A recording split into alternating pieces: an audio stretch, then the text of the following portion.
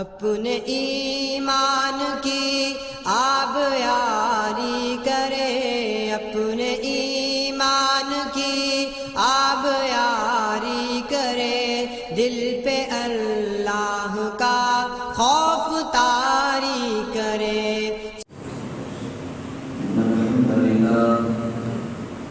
إن الحمد لله نحمده ونستعينه ونستغفره ونعوذ بالله من شرور أنفسنا ومن سيئات أعمالنا، من يهده الله فلا مضل له ومن يضلل فلا هادي له، وأشهد أن لا إله إلا الله وحده لا شريك له، وأشهد أن محمدًا عبده ورسوله صلى الله عليه وسلم. أعوذ بالله السميع العليم من الشيطان الرجيم. يا أيها الذين آمنوا اتقوا الله حق تقاته ولا تموتن إلا وأنتم مسلمون. يا أيها الناس اتقوا ربكم الذي خلقكم من نفس واحدة وخلق منها زوجها وبث منهما رجالا كثيرا ونساء، واتقوا الله الذي تساءلون به والأرحام، إن الله كان عليكم رقيبا. يا أيها الذين آمنوا اتقوا الله وقولوا قولا سديدا يصلح لكم أعمالكم ويغفر لكم ذنوبكم، ومن يطع الله ورسوله فقد فاز فوزا عظيما. أما بعد فإن خير الحديث كتاب الله، وخير الهدي هدي محمد صلى الله عليه وسلم، وشر الأمور محدثاتها وكل محدثة بدعة وكل بدعة ضلالة وكل ضلالة في النار. قال الله تبارك وتعالى في القرآن المجيد والفرقان الحميد: أعوذ بالله من الشيطان الرجيم، بسم الله الرحمن الرحيم.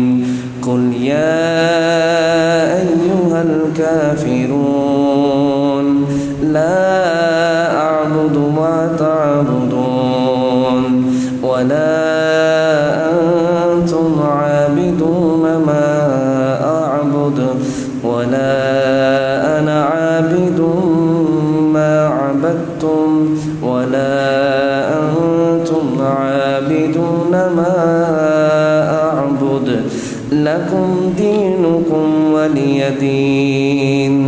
وقال الآخر: قد كانت لكم أسوة حسنة في إبراهيم والذين معه إذ قالوا لقومهم إنا براء منكم ومما تعبدون من دون الله كفرنا بكم وبدأ بيننا وبينكم العداوة والبغضاء أبدا حتى تؤمنوا بالله وحده إلا قول إبراهيم لأبيه لأستغفرن لك وما أملك لك من الله من شيء، ربنا عليك توكلنا وإليك أنبنا وإليك المصير. وقال الآخر: يا أيها الذين آمنوا إنما المشركون نجس فلا يقربوا المسجد الحرام فلا يقربوا المسجد الحرام بعد عامهم هذا اللهم صل على محمد وعلى آل محمد كما صليت على إبراهيم وعلى آل إبراهيم إنك حميد مجيد اللهم بارك على محمد وعلى آل محمد كما باركت على إبراهيم وعلى آل إبراهيم إنك حميد مجيد.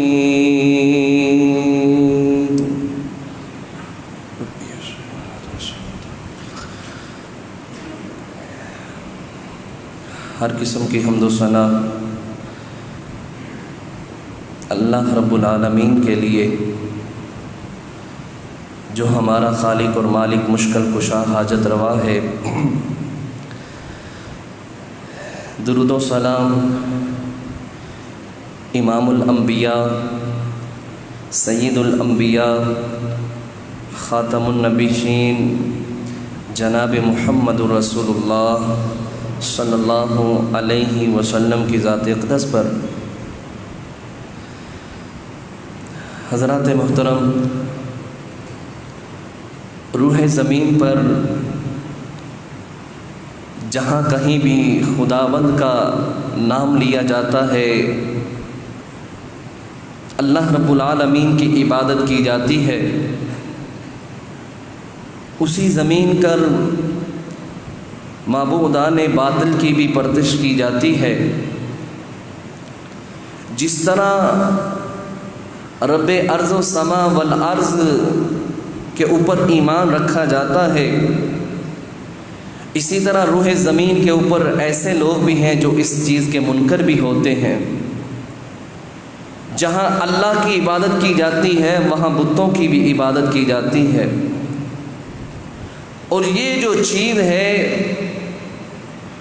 یہ ایک نظریہ ہوتا ہے، دو قومی نظریہ ہوتا ہے کہ ایک توحید پرست ہوتا ہے، ایک مشرک ہوتا ہے، ایک مسلمان ہوتا ہے، ایک کافر ہوتا ہے، ایک رب کی ماننے والا ہوتا ہے، ایک رب کا انکار کرنے والا ہوتا ہے. اور یہ سلسلہ اس وقت سے جاری ہے جب سے اللہ رب العالمین نے انسانیت کو وجود بخشا ہے. اسی دن سے یہ چیزیں ہمارے معاشرے کے اندر اس روح زمین کے اوپر پھیلی ہوئی ہیں. جہاں حق کی بات ہوگی وہاں باطل بھی ہوگا، جہاں حق والے ہوں گے وہاں باطل والے بھی ہوں گے. یہ سلسلہ شروع سے ہی چلتا ہوا آ رہا ہے. یہ دو قومی نظریہ ہر معاشرے کے اندر پایا جاتا ہے. اور اگر یہ دو قومی نظریہ نہ ہوتا، اگر یہ یکساں ہی ہوتا، ایک ہی قوم ہوتی، اس روح زمین کے اوپر دو قومی نظریے نہ ہوتے تو میرے بھائیوں کبھی بھی حضرت ابراہیم علیہ السلام جیسی شخصیت کو گھر سے نہ نکالا جاتا، نہ ان کو ملک سے بدر کیا جاتا، نہ حضرت ابراہیم علیہ السلام کو آگ کے اندر ڈالا جاتا. اس وقت بھی دو قومی نظریے تھے، دو ہی نظریے تھے. ایک یہ تھا کہ اللہ وحدہ لا شریک ہے، اس کے علاوہ کوئی خالق اور مالک نہیں ہے، اس کے علاوہ کوئی معبود نہیں ہے، اس اکیلے کی عبادت کی جائے. یہ بت، یہ مورتیاں، یہ کچھ بھی نہیں کر سکتی، نہ کسی کے نفع کے مالک ہیں نہ نقصان کے مالک ہیں. اللہ رب العالمین نے حضرت ابراہیم علیہ السلام کے اس نظریے کو، اس بات کو لوگوں تک پہنچاتے ہوئے اور قیامت تک کے لیے اس بات کو لوگوں تک رکھنے کے لیے اللہ رب العالمین نے اس بات کو قرآن کا حصہ بنا دیا. 28واں پارہ ہے، سورۃ الممتحنہ ہے. اللہ رب العالمین ارشاد فرماتے ہیں قد کانت لکم، اے لوگو تحقیق تمہارے لیے، فی اسوۃ حسنۃ فی ابراہیم، تمہارے لیے ابراہیم علیہ السلام کی سیرت بہترین نمونہ ہے. والذین معہ، اور وہ لوگ بھی تمہارے لیے نمونہ ہے جو ان کے ساتھ ایمان لے کے آئے تھے. اذ قالوا جب انہوں نے کہا تھا لقومہم اپنی قوم سے انا بے شک ہم براء منکم ہم تم سے بری ہیں ومما تعبدون من دون اللہ جن کی تم عبادت کرتے ہو اللہ کے علاوہ ہم تم سے بھی بری ہیں تمہارے بتوں سے بھی بری ہیں تمہاری مورتیوں سے بھی بری ہیں جن کو تم غیر اللہ کے نام پر پکارتے ہو اللہ کے علاوہ جن کی تم عبادت کرتے ہو. اذ قالوا لقومہم انا براء منکم مما تعبدون من دون اللہ کفرنا بکم ہم کفر کرتے ہیں وبدا بیننا وبینکم العداوۃ تحقیق ہمارے اور تمہارے درمیان دشمنی ظاہر ہو گئی ہے والبغضاء اور غضب ابداً ہمیشہ ہم ایک دوسرے سے نفرت کرتے رہیں گے ہمیشہ ہم ایک دوسرے کو نفرت کی نگاہ سے دیکھیں گے. ہاں حتی تؤمنوا باللہ وحدہ جب تک تم اکیلے واحد رب کے اوپر ایمان نہیں لے آتے اس وقت تک ہم تمہارے ساتھ دوستی نہیں کر پا سکتے. یہی وہ نظریہ تھا جن کی وجہ سے حضرت ابراہیم علیہ السلام کو گھر سے باہر نکال دیا. اور بلکہ صرف ابراہیم علیہ السلام نہیں بلکہ اس روح زمین کے اوپر 1,24,000 جو پیغمبر رسولوں کا ایک سلسلہ چلا تھا ان کے ساتھ بھی یہی رویہ ہوا تھا. کوئی نبی جس قوم کی طرف بھی گیا تھا وہاں یہی نظریہ پیش کیا گیا تھا. دونوں طرف ایک ہی چیز نہیں ہوتی تھی دونوں طرف ایک چیز یکساں نہیں ہوتی تھی دونوں کے مابین ایک چیز کی برابری نہیں ہوتی تھی. ایک اللہ کو ماننے والا ہوتا تھا ایک غیر اللہ کو ماننے والا ہوتا تھا. موسیٰ علیہ السلام کو دیکھ لیجئے. موسیٰ علیہ السلام کہتے ہیں پیدا کرنے والی ذات اللہ کی ذات ہے. فرعون کچھ بھی نہیں ہے. فرعون تو مالک نہیں ہے تو خالق نہیں ہے. وہ کہا کرتا تھا انا رب العالی میں سب سے بڑا رب ہوں. اللہ نے کہا یہ جھوٹ بولتا ہے خالق اور مالک میں ہوں لہٰذا میری بندگی کی جائے. اور پھر یہ سلسلہ چلا حتیٰ کہ اللہ رب العالمین نے فرعونیوں کو تباہ و برباد کر دیا. موسیٰ علیہ السلام کے ساتھیوں کو میرے رب نے محفوظ فرما لیا. عیسیٰ علیہ السلام کی صورتحال کو دیکھ لیجئے. چلتے چلتے حضرت جناب محمد رسول اللہ صلی اللہ علیہ وسلم کی سیرت کا مطالعہ کیجئے.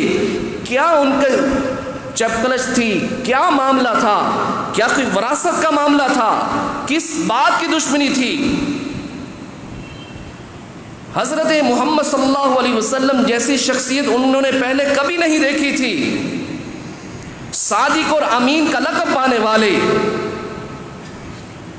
لیکن جب کوہ صفا پہاڑی پر چڑھ کے حضرت نبی علیہ السلام نے بس یہی کہا تھا قولوا لا الہ الا اللہ لا الہ الا اللہ تم کہہ دو تفلحون دنیا اور آخرت کی کامیابی تمہیں مل جائیں گی. یہ نظریہ پیش کیا تھا یہ بات کی تھی. ایسے نہیں پھر ابو لہب تڑپ اٹھا تھا. اس نے کہا کہ اے محمد صلی اللہ علیہ وسلم معاذ اللہ اس کام کے لیے تو نے ہمیں جمع کیا تھا اللہ کر کے تیرے ہاتھ ٹوٹ جائیں.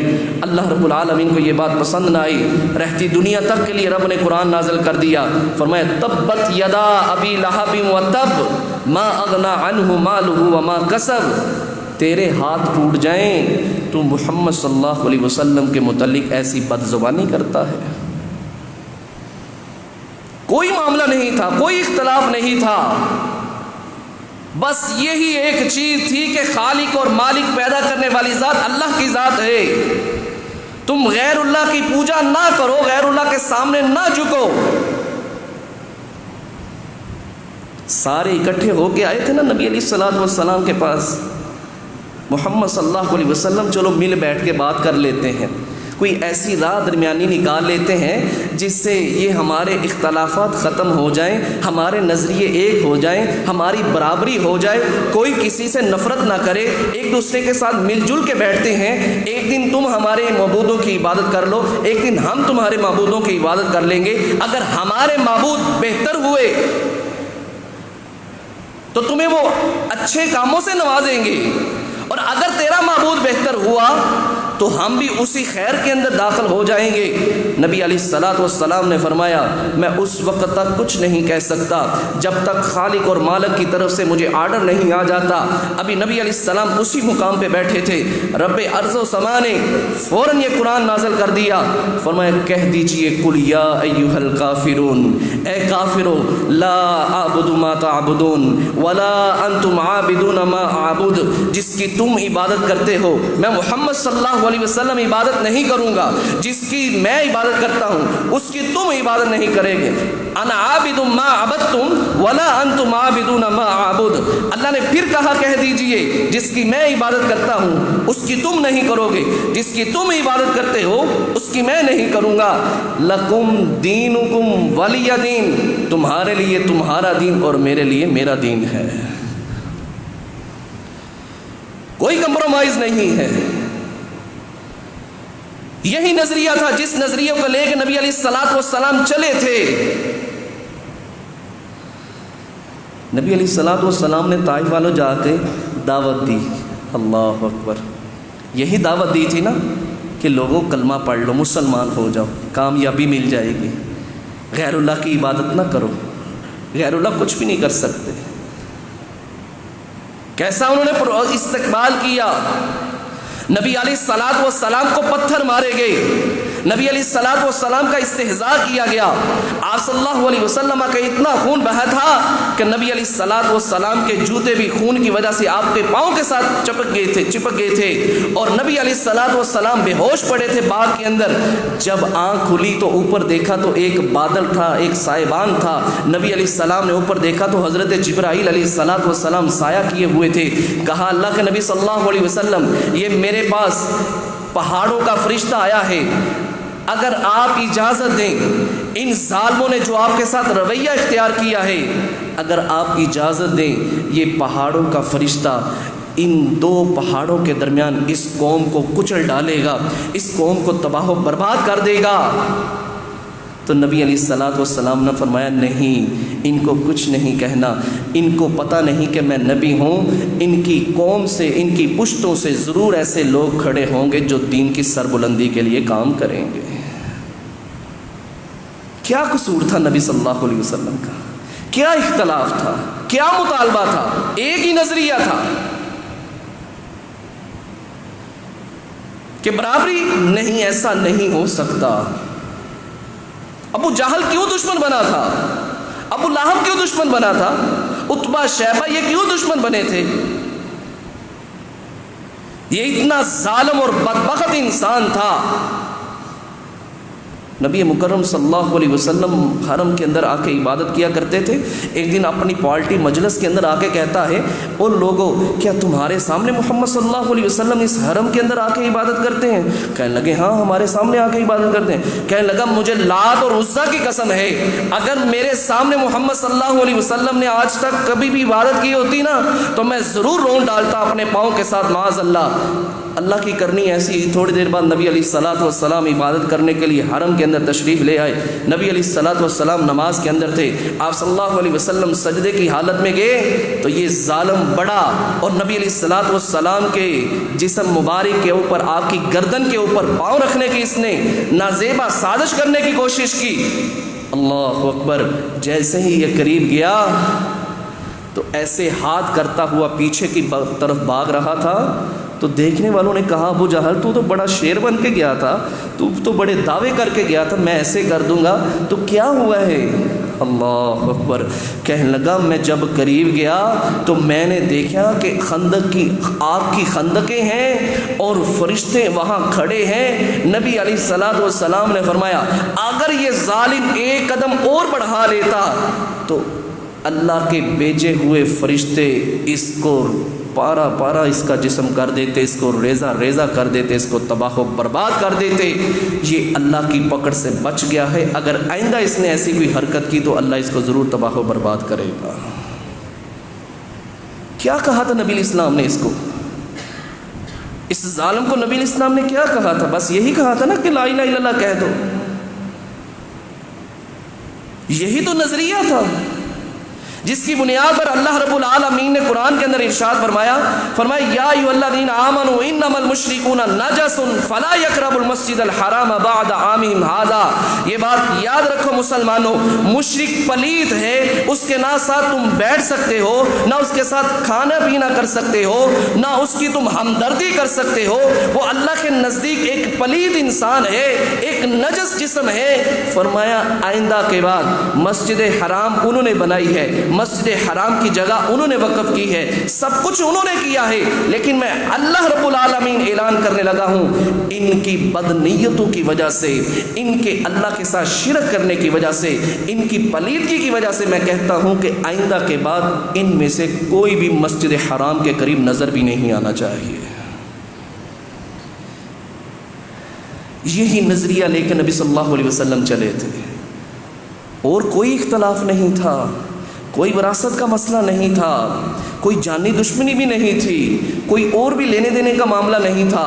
نبی علیہ الصلوۃ والسلام جس طرح میں نے پہلے بتلایا ہے، حرم کے اندر نبی علیہ السلام عبادت کیا کرتے تھے. ایک دن ابو جہل آیا اور اپنی پارٹی والوں کو کہتا ہے فلاں محلے کے اندر ایک اونٹنی ذبح ہوئی ہے، کوئی ہے تم میں سے وہاں سے اوجری اٹھا کے محمد صلی اللہ علیہ وسلم کے اوپر لا پھینکے.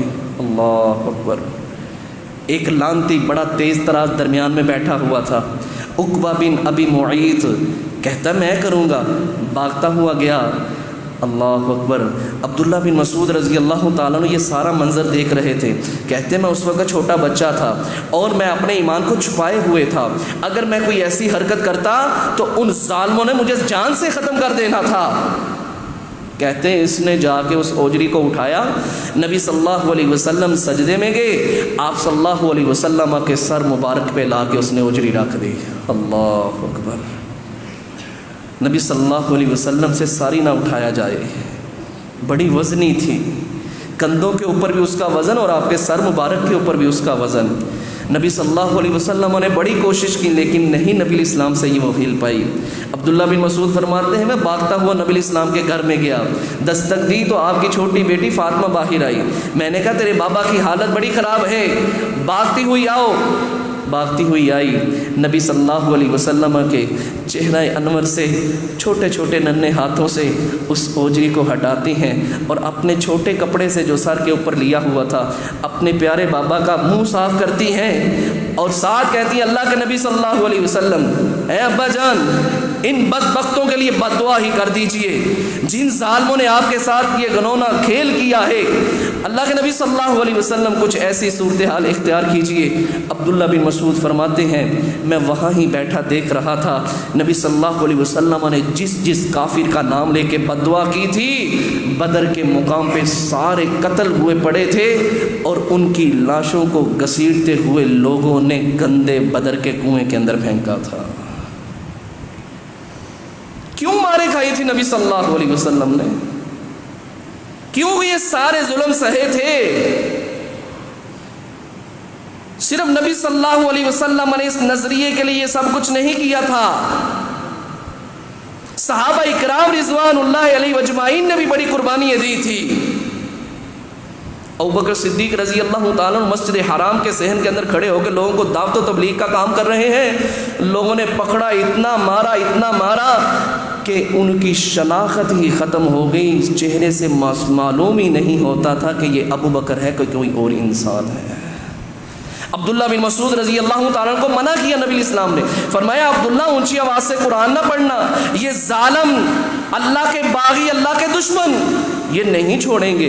نبی علیہ السلام کے کہنے کے بعد بھی حضرت عبداللہ بن مسعود کو جنون تھا کہ میں قرآن پڑھوں، لوگوں کو سناؤں، لوگوں کو دعوت دوں. جیسے ہی قرآن پڑھا لوگوں نے اتنا مارا کہ حضرت عبداللہ بن مسعود ہلنے کے قابل نہیں رہے تھے. یہ تو وہ لوگ تھے جو قریش کے تھے، جن کا خاندان اسی مکہ کے اندر تھا. تاریخ کی کتابوں میں لکھا ہے نبی علیہ الصلوۃ والسلام کو سپورٹ کرنے والے ان کے چچا تھے. حضرت ابوبکر صدیق رضی اللہ تعالیٰ کو سپورٹ کرنے والے وہاں ان کا قبیلہ تھا. 7 لوگوں نے سب سے پہلے اسلام کو قبول کیا تھا. فرمایا جو بقیہ 5 تھے نا ان کا کوئی والی وارث نہیں تھا، جب کسی کا دل چاہتا تھا ان کو مارتا تھا، ان کے اوپر ظلم کرتا تھا. لیکن نظریہ ایک لے کے چلے تھے کہ ہم ان کے ساتھ مل کے نہیں چل سکتے. ایک اللہ کا باغی، اللہ کا دشمن، اللہ کے ساتھ شرک کرنے والا، اور ایک اللہ کو وحدہ لا شریک ماننے والا، ایک اکیلے اللہ کی عبادت کرنے والا. یہ دو قومی نظریے ہیں، دونوں الگ الگ ہیں. ہم ان کا حصہ نہیں بننا چاہتے، ہم ان سے الگ رہنا چاہتے ہیں. ہم الگ رہیں گے، ان کے ساتھ چلنا ہمارے واسطے کا کام نہیں ہے. حضرت بلال کو دیکھ لیجئے، کیا گناہ تھا، کیا قصور تھا. ایک حبشی غلام تھے، بکتے بکاتے امیہ کا یہ غلام بنے تھے. صرف یہ قصور تھا کہ بلال رضی اللہ تعالیٰ عنہ کہتے تھے نظریہ ہمارا یہ ہے کہ لا الہ الا اللہ محمد رسول اللہ صلی اللہ علیہ وسلم، اللہ کے علاوہ کوئی معبود برحق نہیں ہے، اور محمد صلی اللہ علیہ وسلم اللہ کے بندے اور اس کے رسول ہیں. اللہ اکبر. امیہ بن خلف حضرت بلال کے گلے کے اندر رسی ڈال دیتا اور گرم پتھروں کے اوپر لٹا دیا کرتا. عمر بن عاص رضی اللہ تعالیٰ کہتے ہیں اتنے پتھر گرم ہوتے تھے کہ اگر اس پتھر کے اوپر گوشت ڈالا جائے تو وہ بھی گوشت بن جائے گا. حضرت بلال کو ادھر لٹا دیتا تو حضرت بلال کو کہتا کہ لات عزا ٹھیک ہے، حبل ٹھیک ہے. حضرت بلال کہتے احد، اللہ احد، اللہ ایک ہے.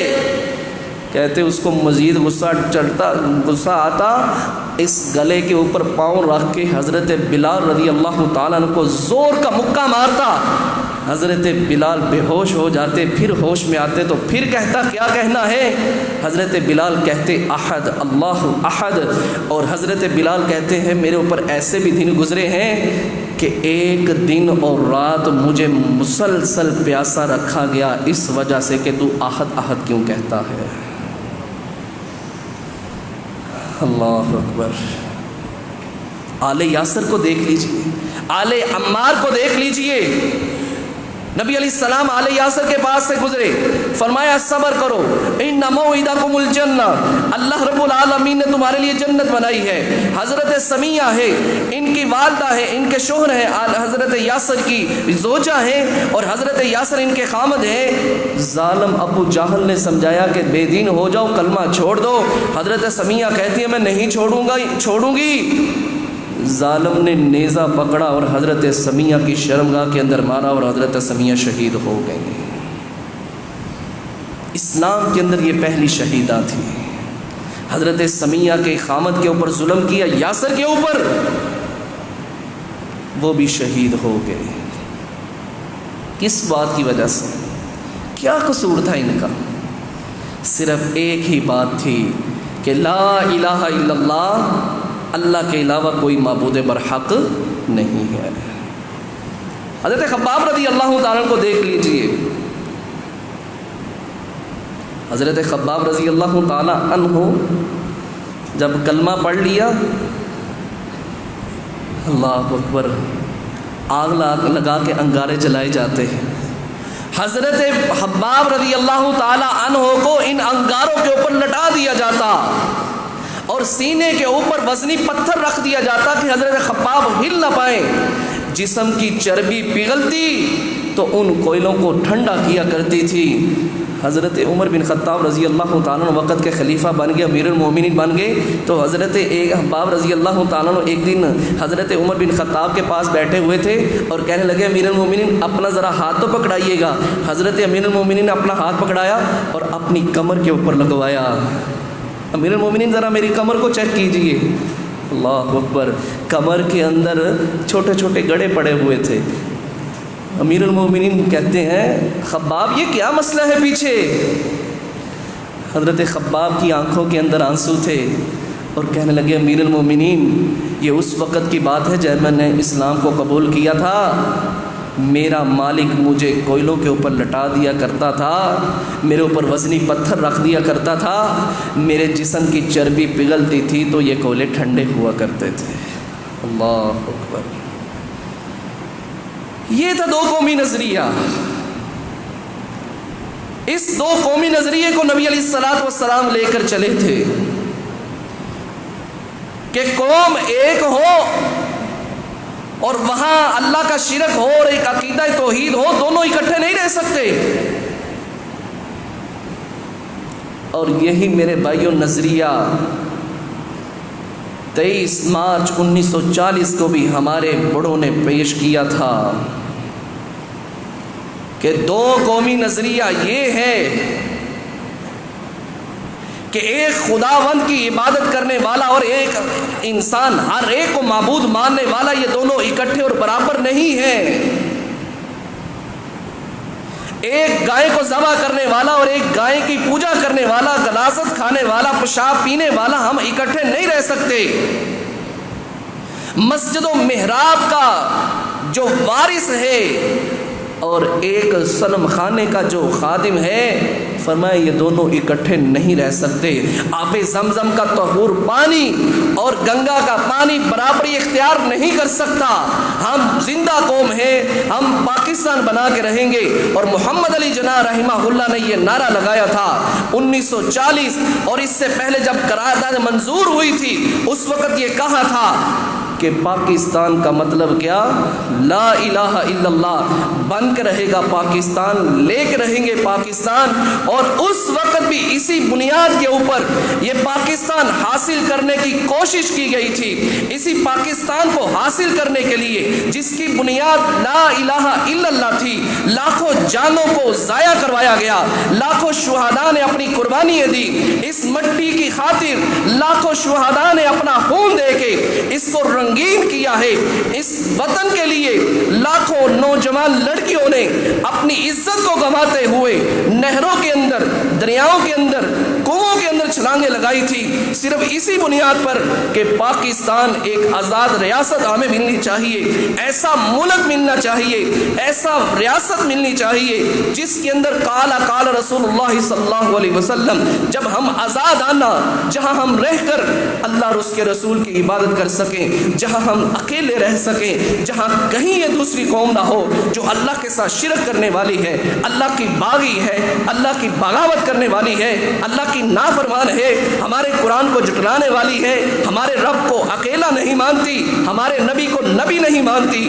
یہ قومی نظریہ 23 مارچ 1940 کو پیش کیا گیا تھا، جس کا ایجنڈا یہ تھا کہ پاکستان کا مطلب کیا؟ لا الہ الا اللہ۔ اسی وجہ سے یہ مارد وجود کے اندر پاکستان آیا تھا، اس لیے ہمارے بڑوں نے قربانیاں دی تھی۔ جس طرح صحابہ اکرام رضوان اللہ علیہ اجمعین نے قربانیاں دی تھی، نبی علیہ الصلوۃ والسلام نے اس کلمے کے لیے قربانیاں دی تھی، اسی کلمے کی بنیاد پر یہ حاصل کیا گیا وطن عزیز، لا الہ الا اللہ کی بنیاد پر حاصل ہونے والا پاکستان۔ شاید ہم نے اپنے بڑوں کی قربانیوں کو بلا دیا ہے۔ یہ کتنی مشکلات سے ہم نے اس ملک پاکستان کو حاصل کیا تھا۔ انگریز کا ایک مورخ ہے ڈاکٹر ٹامس، اپنی یادداشت کے اندر لکھتا ہے کہ مسلمانوں کے اوپر 3 سال ایسے گھنونے گزرے تھے، ایسے سخت ترین گزرے تھے کہ دہلی سے لے کے پشاور تک کوئی ایک درخت بھی ایسا نہیں تھا جس درخت کے اوپر مسلمان علماء کی گردن نہ لٹکائی گئی ہو۔ 3 سالوں کے اندر 14,000 علماء کو تختہ دار پر لٹکایا گیا تھا، اور بادشاہی مسجد کے اندر باقاعدہ پھانسی کے پھندے لٹکائے گئے تھے کہ جو اپنے دین سے منحرف نہیں ہوگا ہم اس کو تختہ دار پہ لٹکائیں گے۔ یہی اپنی کتاب کے اندر لکھتا ہے کہ میں دہلی کے اندر بیٹھا ہوا تھا خیمے کے ایک اندر، تو مجھے ایک ایسی سمیل آئی جس کے اندر انسانوں کے جلنے کی بدبو ہو، تو میں اپنے خیمے سے باہر نکلا اور خیمے کی پچھلی طرف گیا تو میں نے وہاں جا کے ایک عجیب منظر دیکھا۔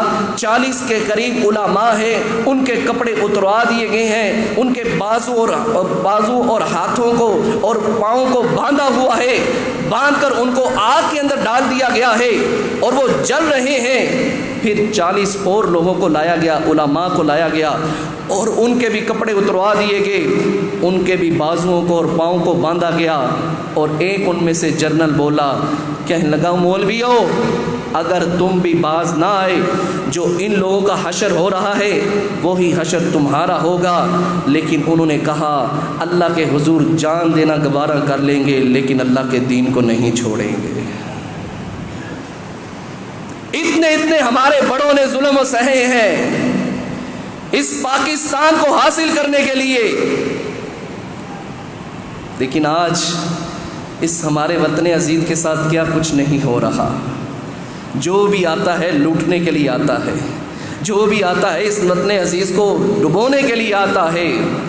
ان بڑوں نے اس کی خاطر کیا کچھ نہیں کیا۔ میں ایک خبر پڑھ رہا تھا، ایک نوجوان لڑکی، اس نے ابھی BA کا امتحان دیا تھا، اپنے گاؤں کے اندر آئی، اس کے سامنے ہندوؤں نے اور سکھوں نے، اس کے 5-6 بھائی تھے، اس کے سامنے ان کو قتل کر دیا۔ اور پھر بعد میں اس کی بہن کو پکڑ کے اس کے ساتھ 15 بندوں نے زیادتی کی۔ زیادتی کرنے کے بعد اس کے چھاتی کو کاٹ دیا گیا، پھر اس کے گھر کے قریب اس کو پھینک دیا گیا۔ ماں بیچاری کسی کام سے باہر نکلی، دیکھا بیٹی باہر لاچار پڑی ہوئی ہے، اندر لے کے گئی، مرہم پٹی کی، بیٹی بے ہوش پڑی ہوئی ہے، اور جب بھی آنکھ کھلتی ہے کہتی ہے میرے بھائی فلاں بندہ فلاں بندہ، اپنے بھائیوں کا نام لیتی ہے، کہتی میں مرہم پٹی کر رہی تھی اور اس کی آنکھ کھلی۔ میں نے کہا بیٹا کیا ہوا ہے؟ اس نے مجھے یہ ساری داستان سنائی اور کہنے لگی اماں جان در و دیوار ظلم اور زیادتی کے ساتھ بھرے ہوئے ہیں، ہم پاکستان حاصل کرنے کے لیے کیا کچھ نہیں کر رہے، ایسے ظلم اور زیادتیاں ہو رہی ہیں کہ آسمان بھی آنسو بہانے پر مجبور ہے۔ لیکن یہ بات یاد رکھیے اماں جان، میرے بھائی تو اس دنیا سے چلے گئے ہیں اور میں بھی چلی جاؤں گی، لیکن پاکستان بن کے ضرور رہے گا۔ ان لوگوں نے اتنی قربانیاں دی ہیں۔ قافلہ چل رہا ہے، آگے سے پیچھے سے ہندوؤں نے حملہ کر دیا۔ اللہ اکبر، اب پتہ نہیں چل رہا کس طرف جانا ہے، پیچھے والے آگے بھاگتے ہیں، آگے والے پیچھے بھاگتے ہیں۔ اسی معاملے کے اندر پتہ چلتا ہے کہ غازوانہ ہندوؤں نے ہم پہ حملہ کر دیا ہے۔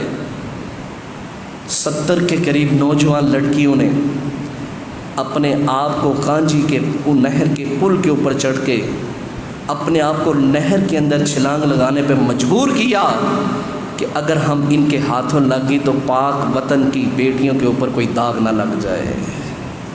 اپنی جان کو گنوا دیا۔ 90 کے قریب بوڑھے جوان لڑکیاں بچے گھر کے اندر بند تھے، چھپ کے بیٹھے ہوئے تھے، مخبری ہوگی کہ یہاں کچھ لوگ موجود ہیں مسلمان۔ ہندو آئے ظالم، انہوں نے اس گھر کا گھیرا ڈال لیا، اس گھر کو، اور وہاں سے اندر سے ایک بندے کو باہر لیا جس کا نام ابراہیم تھا، اس کے ہاتھوں پٹرول دیا اور کہا سب کے اوپر پٹرول ڈال کے آؤ۔ سب کے اوپر پٹرول ڈالا اور اسی کے ہاتھ سے ماچس دے کے آگ لگوائی، سارے اندر جل کے مر گئے اور کہنے لگے جاؤ اب دوسرے علاقے کے اندر بھی لوگوں کو بتلا کے آؤ کہ ایسی حرکت نہ کرو جس کی وجہ سے تمہاری جان کو خطرہ ہوگا۔ اللہ اکبر، اللہ اکبر۔ کیا ان قربانیوں کو دینے کے باوجود جو ہم نے اس ملک پاکستان کو حاصل کیا، جس ملک پاکستان کے اندر ہم آزادانہ رہ رہے ہیں، جو کل کا دن 14 اگست 1947 کو بہت بڑی ہجرت ہوئی تھی، اس کا دنیا کے اندر کہیں بھی مشاہدہ نہیں ملتا جو اتنی بڑی ہجرت مسلمانوں نے کی تھی۔ کیا اس دن کے آنے کے اوپر ہمیں اس طرح باجے بجانے چاہیے؟ اتنی بڑی میرے رب نے نعمت دی کہ اس نعمت کے ملنے کے اوپر نائٹ کلبوں کے اندر جا کے رات گزارنی چاہیے، رات کو فحاشی اور بے حیائی اور زناکاری اور بدکاری کے اندر گزارنی چاہیے کہ اللہ تو نے ہمارے اوپر بڑا احسان کیا ہے، ہم کھلم کھلے بدکاری کریں، اللہ تیری حدوں کو پامال کریں، اللہ تو نے ہمارے اوپر بڑا احسان کیا ہے، اللہ کا احسان کا بدلہ اس طرح دینا چاہیے، اللہ کا شکر اس انداز کے اندر کرنا چاہیے۔ اس سے پہلے بھی لوگوں کو میرے رب نے فتوحات دی ہیں۔ حضرت موسیٰ علیہ السلام ہے، اللہ رب العالمین نے فرعونیت سے نجات دی۔ جب اللہ نے فرعونیوں کو دریا کے اندر ڈبو دیا، موسیٰ علیہ السلام پار چلے گئے۔ یہ 10 محرم کا دن تھا۔ نبی علیہ السلام جب ہجرت کر کے مدینہ گئے تو پتہ چلا یہودیوں نے روزہ رکھا ہے 10 محرم کا۔ نبی علیہ السلام نے پوچھا تم نے روزہ کیوں رکھا ہے؟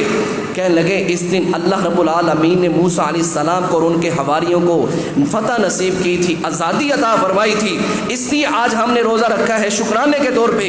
نبی علیہ السلام نے فرمایا موسیٰ علیہ السلام ہمارے زیادہ قریبی ہیں اور ہم بھی روزہ رکھا کریں گے۔ قوموں کو تو آزادی ملتی تھی، وہ کو اللہ کے شکرانے کے طور پہ روزہ رکھا کرتے تھے۔ اللہ اکبر۔ اس دنیا کے اندر بہت بڑی فتح ملی تھی جناب محمد رسول اللہ صلی اللہ علیہ وسلم کو، جس ملک سے نکالے گئے تھے، جس ملک سے راتوں رات نکلے تھے، چھپ چھپا کے نکلے تھے، اسی ملک کے اندر نبی علیہ السلام 10,000 کا لشکر لے کے داخل ہوئے تھے۔ اور جب نبی علیہ السلام نے مکہ کعبہ کے اندر دیکھا کہ حرم کے اندر داخل ہوئے، سامنے کعبہ کو دیکھا، آپ صلی اللہ علیہ وسلم سواری کے اوپر تھے، آپ صلی اللہ علیہ وسلم نے اپنے سر کو جھکا لیا اور ان الفاظ کے ساتھ اللہ کا شکر ادا کیا، لا الہ الا اللہ وحدہ لا شریک لہ لہ الملک ولہ الحمد وہو علی کل شیء قدیر، لا الہ الا اللہ وحدہ انجز وعدہ ونصر عبدہ وحزم الاحزاب وحدہ۔ سر کو جھکایا ہوا ہے، سجدے کی حالت میں ہے، اے رب ارض و سما تیرا لاکھ لاکھ شکر ہے، تیرے علاوہ کوئی معبود برحق نہیں ہے، انجز وعدہ ونصر عبدہ وحزم الاحزاب وحدہ، جو تو نے اپنے بندے کے ساتھ وعدہ کیا تھا اللہ تو نے اس وعدے کو پورا کر دکھایا، انجز وعدہ ونصر عبدہ، اپنے بندے کی مدد کی، وحزم الاحزاب وحدہ، اور بے شمار بڑے بڑے لشکروں کو اللہ تو نے اکیلے نے ان کو نیست و نابود کر دیا تھا۔ نبی علیہ السلام فاتحانہ داخل ہوتے ہیں، حرم کے اندر داخل ہوتے ہیں، پھر کعبہ کے اندر داخل ہوتے ہیں۔ آپ صلی اللہ علیہ وسلم کے ہاتھ کے اندر ایک چھڑی تھی، وہاں بت بنے ہوئے تھے، نبی علیہ السلام بتوں کو مار رہے تھے اور نیچے گرا رہے تھے اور ساتھ کہہ رہے تھے قل جاء الحق وزهق الباطل ان الباطل كان زهوقا، حق آ گیا باطل ختم ہو گیا، باطل ختم ہونے والا ہی ہے۔ ام ہانی رضی اللہ تعالیٰ عنہ بیان کرتی ہیں، حضرت علی رضی اللہ تعالیٰ عنہ کی ہمشیرہ ہیں، فتح مکہ والے دن میں نبی علیہ السلام کے پاس حاضر ہوئی، نبی علیہ السلام غسل فرما رہے تھے، حضرت فاطمہ نے پردہ کیا ہوا تھا، نبی علیہ السلام نہا کے باہر نکلے، نبی علیہ السلام چاشت کی نماز ادا کی، ویسے نبی علیہ السلام 2 رکعتیں ادا کرتے تھے، اس دن نبی علیہ السلام نے چاشت کی 8 رکعتیں ادا کی، اللہ کا شکر ادا کرتے ہوئے کہ اللہ تیرا لاکھ لاکھ شکر ہے تو نے مکہ کو فتح نصیب فرمائی ہے۔ یہ باجے بجا کے موٹر سائیکلوں کے سلنسر اتار کے اس طرح کے کام کر کے کیا ہم لوگ یہ جو شہداء ہیں ان کو ثواب پہنچا رہے ہیں؟ ان شہداء کو دعاؤں کے اندر یاد رکھیے، اللہ ان شہداء کی اگلی منزلوں کو آسان فرما اور ان کو جنت الفردوس میں جگہ عطا فرما، جنہوں نے ہمارے آج کے لیے، ہمارے کل کے لیے انہوں نے اپنا اللہ تیرے رستے کے اندر، تیرے اس کلمے کی بنیاد کے اوپر، اس وطن عزیز کی خاطر اللہ انہوں نے اپنی جانیں نچھاور کر دی، اللہ ان کے درجات کی بلندیاں عطا فرما۔ لیکن یہ کوئی رویہ نہیں ہے، یہ کوئی اچھا طریقہ نہیں ہے۔ اللہ کہتا ہے وَاشْكُرُوا نِعْمَةَ اللَّهِ إِن كُنتُمْ إِيَّاهُ تَعْبُدُونَ، اللہ کا شکر ادا کرو جو اللہ نے تمہیں نعمتیں دی ہیں اگر تم اسی کی عبادت کرنے والے ہو۔ یہ خوشی والا دن ہے، اس کے اندر کوئی مبالغہ نہیں ہے یا کوئی اس کے اندر ایسی بات نہیں ہے، لیکن خوشی والے دن کو نبی صلی اللہ علیہ وسلم کے پاس جب بھی کوئی خوشی کی خبر آتی تو عام بات مشہور ہے، نبی صلی اللہ علیہ وسلم کیا کرتے تھے؟ نبی علیہ السلام سجدہ ریز ہو جاتے تھے، اسی وقت سجدہ کرتے تھے کہ اللہ تیرا لاکھ لاکھ شکر ہے تو نے خوشخبری نصیب فرمائی۔ تو اس لیے میرے بھائیوں، یہ وطن عزیز 2 قومی نظریوں کی بنیاد پر بنا ہے۔ ہندو الگ قوم ہے، ہم الگ قوم ہے، ان کا مذہب الگ ہے، ہمارا مذہب الگ ہے، ان کا معبود الگ ہے، ہمارا معبود حق ہے۔ وہ گائے کی عبادت کرتے ہیں، ہم گائے کو کھاتے ہیں، وہ گائے کی غلاظت کو کھاتے ہیں، ہم گائے کو ذبح کر کے اس کا گوشت کھاتے ہیں۔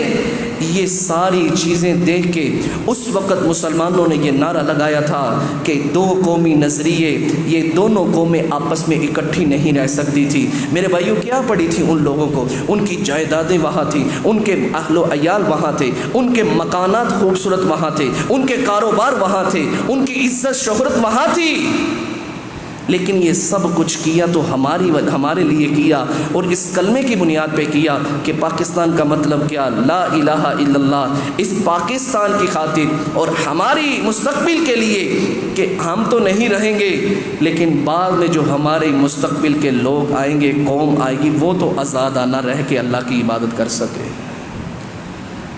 تو اس لیے میرے بھائیوں ہمیں اللہ کا شکر ادا کرنا چاہیے کہ اللہ رب العالمین نے ہمیں آزادانہ ایک ملک، ایک ریاست عطا فرمائی ہے۔ اللہ قرآن پاک کے اندر ارشاد فرماتے ہیں وَاذْكُرُوا إِذْ أَنْتُمْ قَلِيلٌ مُسْتَضْعَفُونَ فِي الْأَرْضِ تَخَافُونَ أَنْ يَتَخَطَّفَكُمُ النَّاسُ۔